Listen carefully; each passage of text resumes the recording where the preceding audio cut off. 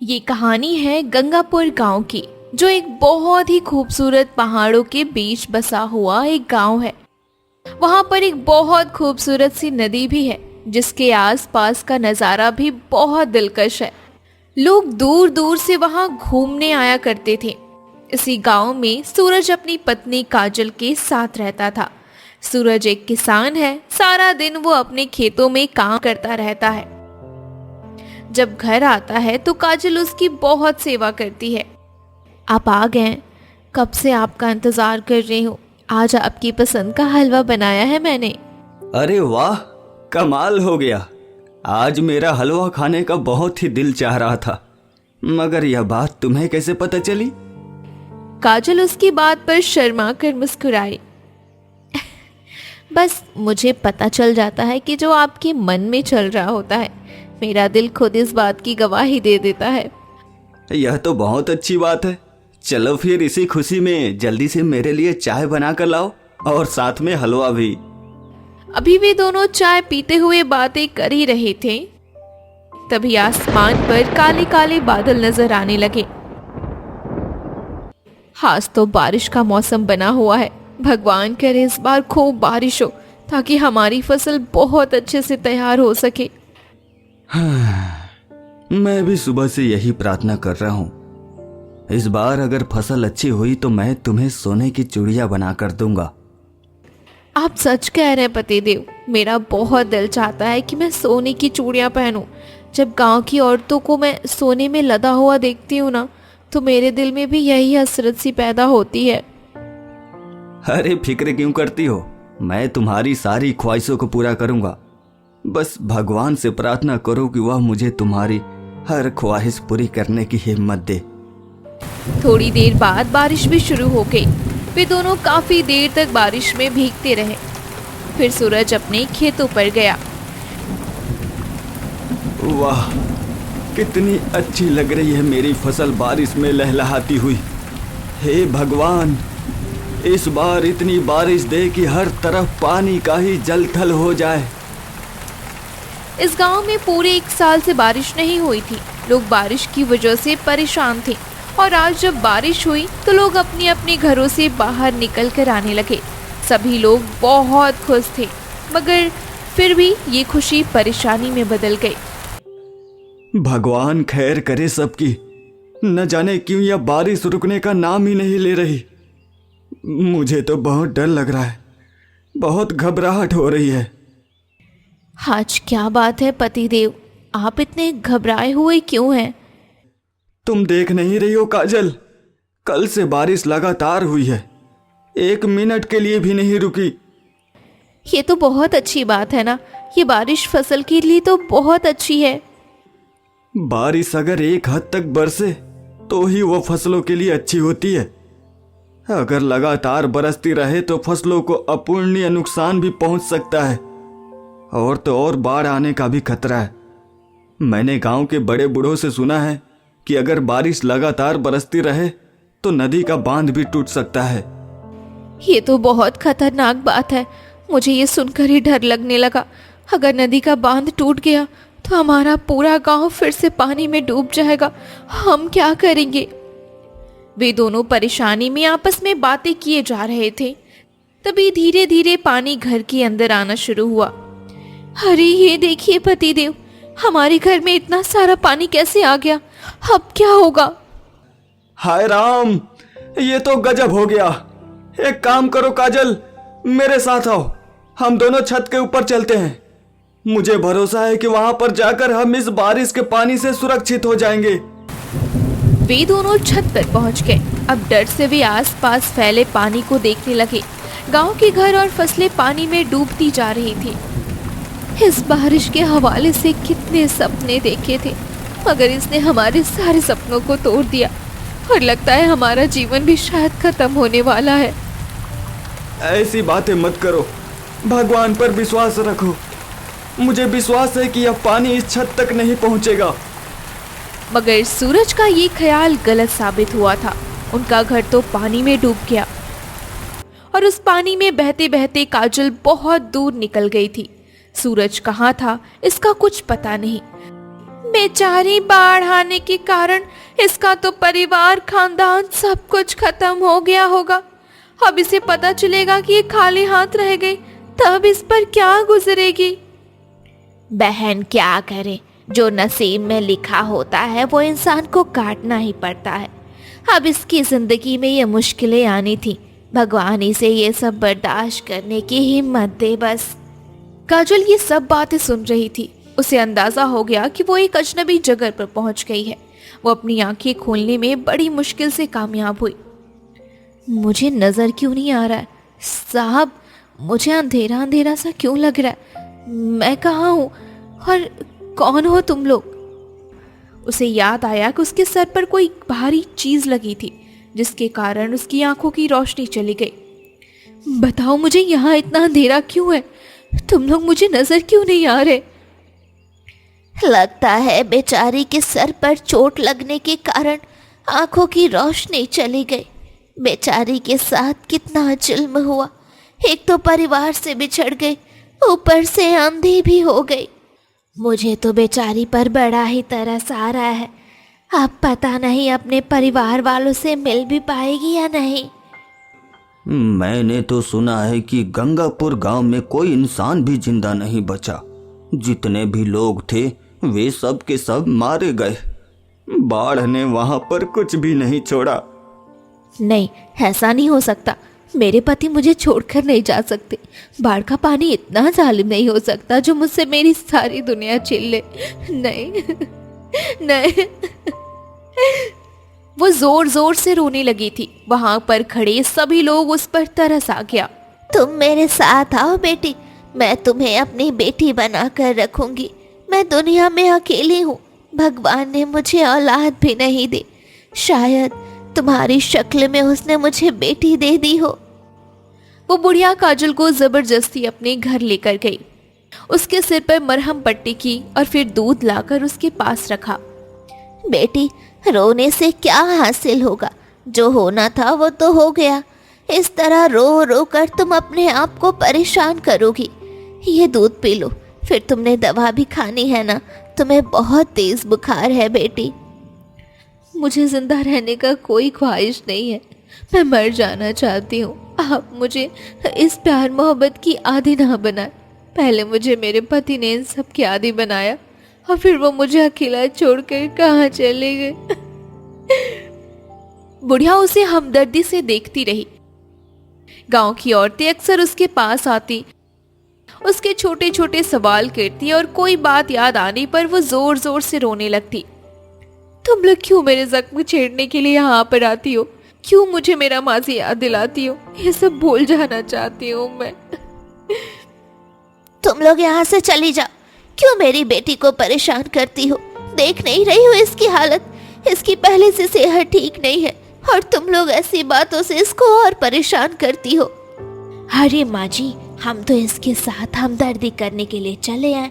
हमें क्या पता था कि हमारी हमदर्दी हमारे ही गले पड़ जाएगी। बुढ़िया ने उन औरतों को डांट कर वहां से भगा दिया था। माँ जी, क्या इस दुनिया में चमत्कार नहीं होता? चमत्कार होता है बेटी, क्यों नहीं होता। तुम्हारा बच जाना भी तो भगवान का एक चमत्कार ही है। मैं सोचती हूँ कि हो सकता है मेरे पति देव भी जिंदा हो, जैसे मैं बच गई हूँ। शायद भगवान ने उन्हें भी जिंदगी दे दी हो। बेटी, मैं दिल से यही चाहती हूँ, भगवान से यही प्रार्थना करती हूँ कि तुम्हारा पति जीवित हो। मगर बेटी, हकीकत यही है कि इस गांव में कोई भी जिंदा नहीं बचा। वहाँ पर अभी तक दूर दूर तक सिर्फ पानी ही नजर आ रहा है। वहाँ पर इंसान तो क्या, एक जानवर या परिंदा भी नजर नहीं आ रहा। बड़े से बड़े पेड़ भी इस पानी में डूब चुके हैं। हाय राम, ये क्या हो गया हमारे गंगापुर गांव को? किसको नजर लग गई? एक तो मेरे पति, मेरा परिवार, घर, मुझसे सब कुछ छिन गया। ऊपर से भगवान ने आंखों की रोशनी भी ले ली। क्या भगवान को सिर्फ मेरी ही इम्तिहान लेनी थी? बेटी, हम इस दुनिया में भगवान की मर्जी से आए हैं। उसी के मुताबिक ही हम जिंदगी गुजारते हैं। जो वो हमारे लिए सही समझता है, हमें वो चीज़ अदा करता है। तुम सब्र करो, सब्र का फल बहुत मीठा होता है। हो सकता है इस सब्र के बदले भगवान तुम्हें वो सब दे दे जो तुम्हें नामुमकिन लग रहा हो। एक तरफ काजल रो रो कर बदहाल थी, दूसरी तरफ सूरज भी उसके लिए परेशान था। सूरज भी उसी बाढ़ के पानी से बच गया था। वो भी तैरते तैरते बहुत दूर निकल कर आ गया था। जब उसकी आंखें खुली तो वो एक घर में था। अरे मैं कहाँ हूं? कोई है?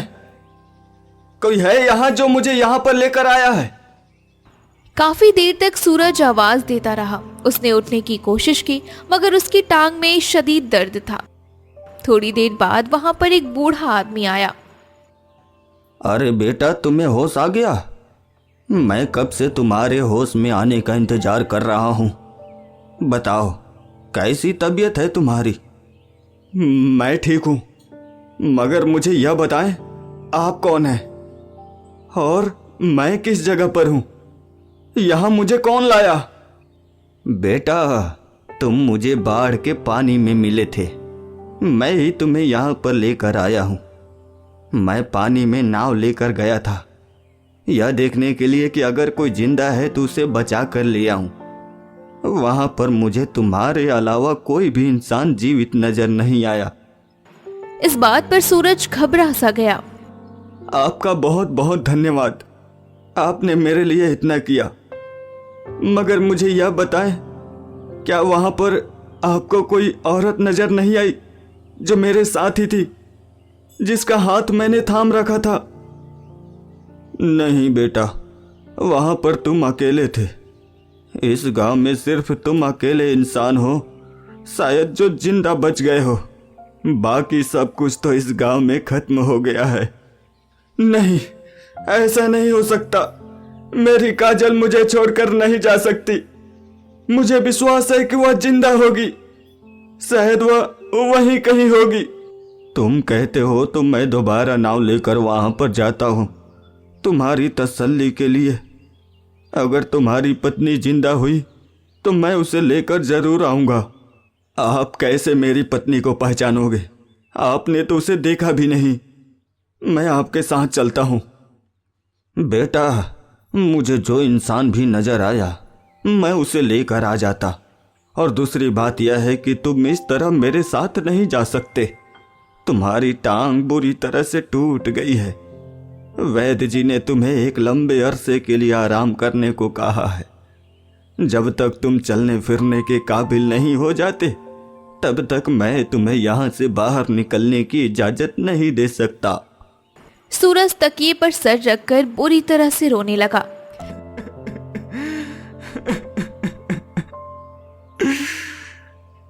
सब्र करो बेटा, सब्र करो। भगवान की यही मर्जी थी। अगर तुम्हारी पत्नी जिंदा हुई तो वह तुमसे जरूर आकर मिलेगी। वे दोनों अपनी अपनी जगह पर बहुत दुखी थे। वे एक दूसरे को याद करके रोते थे।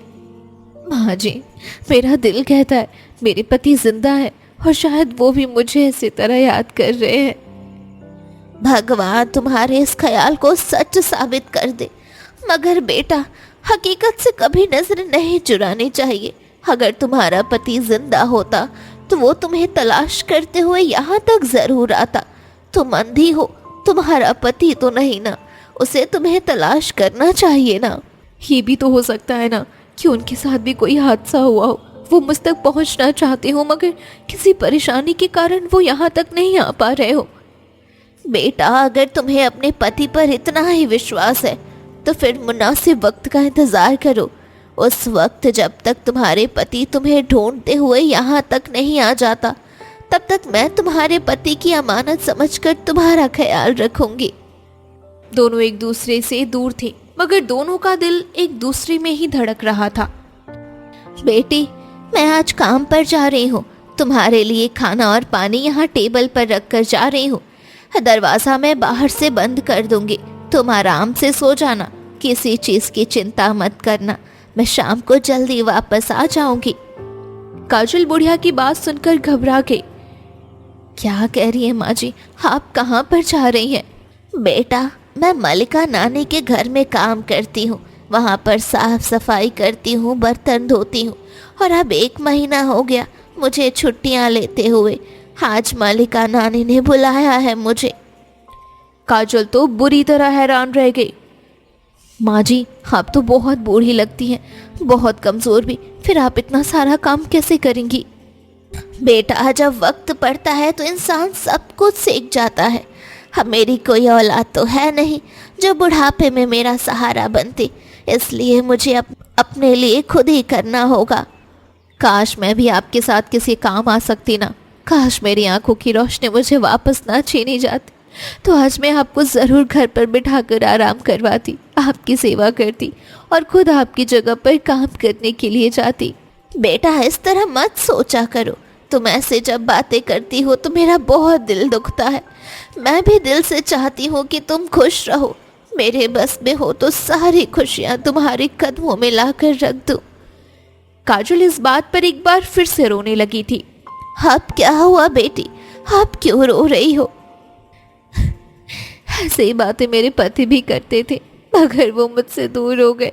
माँ, जब आप ऐसी बातें करती हो ना तो मुझे उनकी याद आती है और मुझे ये सोचकर डर भी लगता है, अगर आप भी मुझसे दूर हो गई तो। बेटी, जिसके नसीब में बिछड़ना हो वो तो बिछड़ के ही रहता है, और जिसके नसीब में मिलना हो वो दूर रहकर भी मिल जाता है। तुम्हारा और मेरा मिलना लिखा था। हम तो एक दूसरे को जानते तक नहीं थे, मगर फिर भी किस्मत ने हमें मिला दिया। अगर तुम्हारा पति जिंदा हुआ तो तकदीर एक बार फिर से तुम्हें उससे ज़रूर मिलवाएगी। बुढ़िया सारा सामान काजल के पास रखकर खुद मलिका नानी के घर पर काम करने के लिए चली गई। शाम को वापस आई तो काजल सो रही थी। इस लड़की ने ना खाना खाया ना दवा ली। इस तरह चलता रहा तो ये तो बीमार पड़ जाएगी। अगर घर होती अपने हाथों से इसे खाना खिलाती। अब बाढ़ का पानी धीरे धीरे उतरने लगा था। लोगों के घर बाहर सब कुछ बाहर नजर आने लगा था। माँ जी, मैं और अपने घर से दूर नहीं रह सकती। आपका भी यहाँ पर कोई नहीं है। आप एक काम करो ना, आप मेरे साथ मेरे घर चलो। बेटा, अभी बाढ़ का पानी पूरी तरह से सूखा नहीं। जब पानी खत्म होगा तो फिर मैं जरूर तुम्हारे गांव लेकर चलूंगी। मगर बेटी, तुम्हें तो दिखाई नहीं देता, तो अपना घर कैसे पहचानोगी? और मैंने तो अच्छा तुम्हारा घर देखा ही नहीं। ये क्या बात हुई माँ जी? सारी जिंदगी में जहाँ रही, क्या मैं अपने घर को नहीं पहचानूंगी? मैं अपने गांव की हर गली को आंखें बंद करके भी पहचान सकती हूँ। अपने घर में आंखें बंद करके भी जा सकती हूँ। आप इस चीज की चिंता मत करो। सूरज की तबीयत अब पहले से बहुत बेहतर थी, मगर अभी भी वो ठीक से अपनी टांग पर जोर डालकर चलने में कासिर था। जब पानी पूरी तरह से सूख गया तो काजल ने जिद शुरू कर दी। माँ जी, अब आपको मेरे साथ मेरे घर चलना होगा। मुझे विश्वास है कि मेरे पति भी घर पर ज़रूर आ चुके होंगे। वो मेरा इंतज़ार कर रहे होंगे। वहाँ पर मेरा घर है, मेरा खेत है। मुझे लगता है वो सब मेरा इंतज़ार कर रहे हैं। ठीक है बेटी, अब मैं तुम्हारी बात नहीं टाल सकती। मलिका नानी से कुछ दिनों के लिए छुट्टियाँ ले लेती हूँ, फिर तुम्हारे साथ चलती हूँ। माँ जी, ये क्या बात है? आप अब कुछ दिनों की छुट्टियाँ क्यों लेंगी? अब आपको मेरे साथ मेरे घर पर ही रहना है। हम आपको अब कभी भी अपने घर से नहीं जाने देंगे। बुढ़िया उसकी मोहब्बत पर मुस्कुराई। भगवान करे मेरी इस बेटी का विश्वास कभी न टूटे। भगवान करे इसका पति जिंदा हो और ये जो सच्चाई आंखों से खुद देख रही है उसके सारे सपने पूरे हो। कुछ दिन के बाद बुढ़िया काजल को लेकर उसके घर की ओर चल पड़ी। ये पेड़, मैं इस पेड़ के नीचे झूला डालकर झूलती रही हूँ। इसके साथ वाली गली में मेरा घर है। जो पहले नंबर पे घर आएगा वहाँ पर मैं और सूरज अपनी मोहब्बत की दुनिया बसा कर रहते थे। बुढ़िया उसे फिर अपने घर ले आई थी। काजल अपने घर की दीवारों को चूम रही थी। उसने घर की खुशबू को बिना देखे ही महसूस कर लिया। यही मेरा घर है। यही मैं अपने सूरज के साथ रहती थी। ये मेरा किचन है। यहाँ मेरा कमरा, जहाँ पर मैं बैठकर सिलाई का काम करती थी। काजल एक एक बात बुढ़िया को बता रही थी। बुढ़िया की आंखों से आंसू निकल रहे थे। और फिर उसने एक कमरे में काजल और सूरज की तस्वीर देखी, जो पहले से खराब हो गई थी, मगर फिर भी दोनों के चेहरे साफ पहचाने जा रहे थे। ये तो साबित हो गई कि ये काजल बेटी का घर है, लेकिन काश इसका पति जिंदा होता। मुझे लगता है वो इस दुनिया में नहीं है। अगर होता तो जरूर अब तक इस घर में वापस आ चुका होता। गांव के वो लोग जो अपनी जान बचाने में कामयाब हो गए थे, एक एक करके वापस अपने घरों में लौटने लगे। घरों की हालत देखकर वो जोर जोर से रोने लगे थे। इस इलाके ने हमारा कुछ भी नहीं छोड़ा, हमारे जानवर, हमारे खेत, सब कुछ तबाह बर्बाद कर दिया। इस बाढ़ ने हमारी जिंदगियां खत्म कर दी। गांव के लोग एक दूसरे को दिलासा दे रहे थे। एक दिन सूरज कहने लगा, बाबा जी, अब मैं पूरी तरह से ठीक हो गया हूँ। देखिए, मैं अपने पैरों पर खड़ा होने के काबिल हो गया हूँ। भगवान के लिए अब आप मुझे यहाँ से निकलने की इजाजत दे। बेटा, तुम जानते हो कि तुम्हारा इतना ख्याल क्यों रख रहा हूँ, तुम पर मैं इतनी सख्ती क्यों कर रहा हूँ।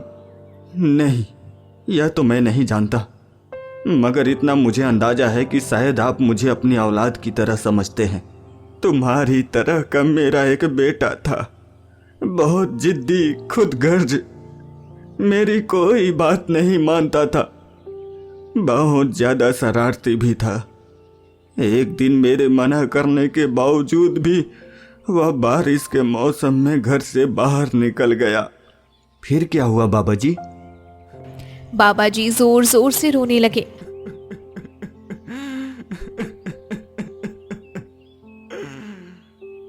फिर मुझे पता चला कि वह इस तूफानी बारिश में शिकार करने के लिए जंगल में गया था, जहां पर एक खतरनाक सांप था।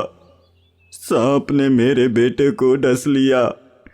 वह सांप सिर्फ बारिश के मौसम में ही बाहर निकलता था। अगर मेरा बेटा उस दिन मेरी बात न टालता तो शायद आज वो मेरे साथ होता। बस यही वजह है कि मुझ में तुम्हें अपना बेटा नजर आया। मैं यह नहीं चाहता था कि जैसे मैंने अपने बेटे को खोया वैसे ही तुम्हें भी खो दूं। मुझे आपके जज्बात की कद्र है बाबा जी। आप कहें तो मैं सारी जिंदगी आपकी सेवा करने के लिए तैयार हूं। नहीं बेटा, मैं खुदगर्ज इंसान नहीं हूं। यह सब मैंने इसलिए नहीं किया कि तुमसे सारी उम्र अपनी सेवा करवाऊं। मैं तो यहाँ पर बहुत खुश हूँ अपने बेटे की यादों के साथ। मुझे किसी चीज की न जरूरत है न लालच। बाबा जी, आप जैसे इंसान दुनिया में बहुत ही कम होते हैं जो बिना किसी लालच के दूसरों के काम आते हैं। अब ज्यादा बातें मत बनाओ बच्चे, चलो अब तुम्हारे घर चलते हैं। हो सकता है तुम्हारी पत्नी सच में ही जिंदा हो और घर आ चुकी हो। भगवान आपकी जुबान मुबारक करे बाबा जी। भगवान करे मेरी पत्नी घर पे मेरा इंतजार कर रही हो। वे दोनों फिर गांव की ओर चल पड़े। कितना सुंदर था मेरा गांव। इस बाढ़ ने सब कुछ तबाह बर्बाद कर दिया। यह खेत भी खत्म हो गया, ये पेड़ भी उजड़ गए। सब कुछ पहले जैसा हो जाएगा बेटा। पूरा वक्त लगेगा मगर हर चीज अपनी जगह पर आ जाएगी। यही कुदरत का कानून है। कोई भी जानदार जब अपनी जगह से हट जाता है तो उसे वापस आने में कुछ समय लगता है। वे दोनों घर पहुंचे तो सूरज बुरी तरह जज्बाती हो गया। घर का दरवाजा खुला है बाबा जी। घर के अंदर से बातों की आवाज आ रही है। मैंने कहा था ना मेरी पत्नी जिंदा है। मैंने कहा था ना आपसे कि वह मेरा इंतजार कर रही होगी। सूरज भागते हुए घर के अंदर आया था। सामने काजल बैठी बुढ़िया से बातें कर रही थी। ये आवाज तो सूरज की है। मेरे पति क्या घर आ गए? मेरा विश्वास सच साबित हो गया। मैंने कहा तो ना माँ जी, मेरे पति जिंदा है। सूरज भी काजल को देखकर रोते हुए उसके पास आया था। दोनों कितनी देर तक रोते रहे। सूरज, मैं आपको बहुत याद कर रही थी। आप नहीं जानते आपके बिना मैंने ये वक्त कैसे गुजारा है। मैं भी तुम्हारे बिना पल पल तड़पा हूँ काजल। हर वक्त यही ख्याल था कि पता नहीं तुम कहाँ होगी, किस हाल में होगी। माँ ने मेरा बहुत ख्याल रखा है। मुझे उन्होंने अपने घर में सहारा दिया। मुझे कभी किसी चीज की कमी नहीं होने दी। हालांकि मैं इस हादसे में अंधी हो गई हूँ, अपनी आंखों की रोशनी खो बैठी, मगर उन्होंने मुझे कभी इस कमी का महसूस नहीं होने दिया। तुम्हारी आंखों की रोशनी कैसे चली गई काजल? बुढ़िया ने सारी बात सूरज को बताई। आपका बहुत बहुत धन्यवाद माँ। आपने मेरी पत्नी का ख्याल रखा। और बाबा जी, आपका भी बहुत बहुत धन्यवाद जो आपने मुझे दोबारा जिंदगी की तरफ मुड़ने में मेरे लिए इतना किया जो कि कोई सगा भी नहीं करता। बेटा, मैंने जो किया मेरा फर्ज बनता था और आज मैं बहुत खुश हूँ कि अपने भगवान के सामने शुक्रगुजार हूँ। अब वापस चलता हूँ। बहुत सारे काम मेरा इंतजार कर रहे हैं। आप यहाँ पर आते रहिएगा बाबा जी, मुझे आपका इंतजार रहेगा। तुम भी आना बेटा, मैं भी तुम्हारा और तुम्हारी पत्नी का इंतजार करूँगा। बाबा जी वहां से चले गए। तीनों बहुत खुश थे। आज उनकी जिंदगी से काले बादल जैसे छट गए थे। सूरज ने दोबारा से अपने खेतों में काम करना शुरू किया। अब वो दिन रात खेतों में काम करता। आप इतना काम करते हैं, थक जाएंगे, बीमार पड़ जाएंगे। कुछ नहीं होता काजल, न मैं थकूंगा न बीमार पड़ूंगा। जो मुश्किल हालात हम लोगों ने देखे हैं उसके बाद तो यह मेहनत कुछ लगती ही नहीं है। लगातार मेहनत करने के बाद अब सूरज इस काबिल हो गया था कि अपनी जमीनों को खेती के काबिल बना सके। सरकार ने गांव वालों की बहुत मदद की थी। घर में राशन डलवाए थे और जरूरत की बाकी चीजें भी। और यूं वे लोग इम्तिनान से अपने खेतों में काम करने लगे।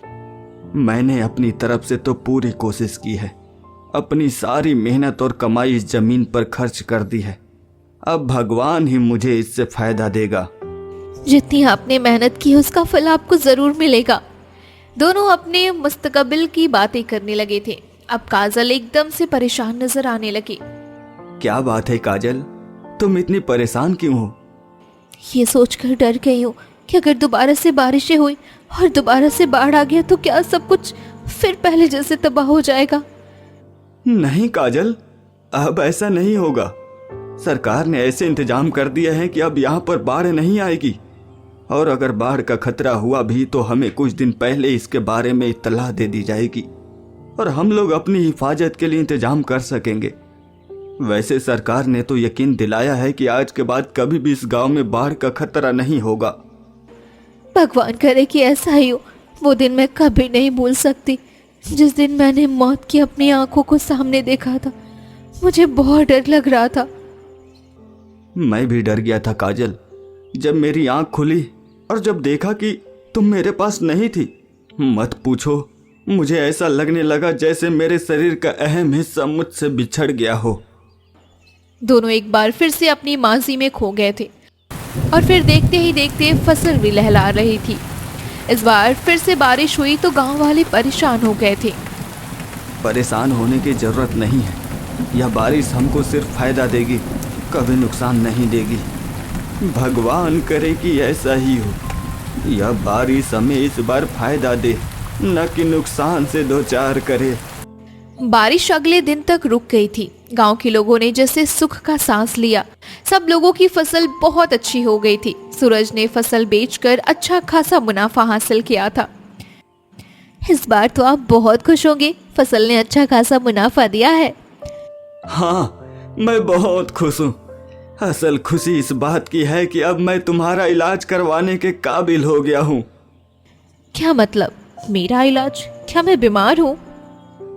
तुम्हारी आंखों की रोशनी वापस लानी है काजल। तुम इस दुनिया को दोबारा से अपनी आंखों के साथ देख सको, यही मेरी अब सबसे बड़ी ख्वाहिश है।